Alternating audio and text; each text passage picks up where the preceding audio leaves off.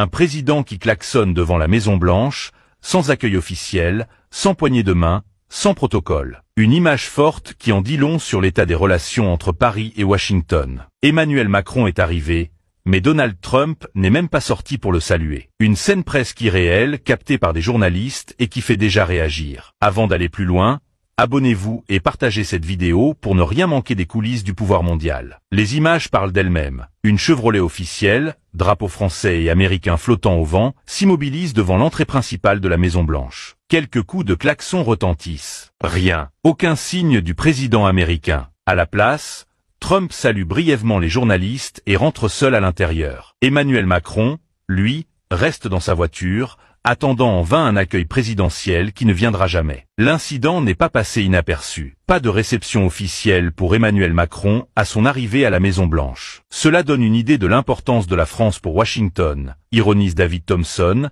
journaliste de RFI, sur X. Sur les réseaux sociaux, les réactions fusent. Un accueil glacial pour Macron. Trump n'a même pas jugé nécessaire de le rencontrer. Aucune considération. Macron a dû klaxonner pour signaler son arrivée. Une scène qui choque et qui envoie un message clair. Les relations entre la France et les États-Unis sous l'ère Trump sont plus que jamais fragiles. Mais pourquoi un tel affront? Emmanuel Macron n'était pas à Washington pour une simple visite de courtoisie. Son objectif, tenter de convaincre Donald Trump d'inclure l'Union européenne dans les discussions sur l'Ukraine. Un enjeu stratégique alors que la semaine dernière, des négociations russo-américaines de haut niveau ont eu lieu à Riyad, marquant un premier rapprochement diplomatique après des années de tension. Vladimir Poutine lui-même s'est félicité des résultats de ces discussions, confirmant un dégel progressif entre Washington et Moscou. Pour Paris et Londres, cette nouvelle donne géopolitique représente une menace.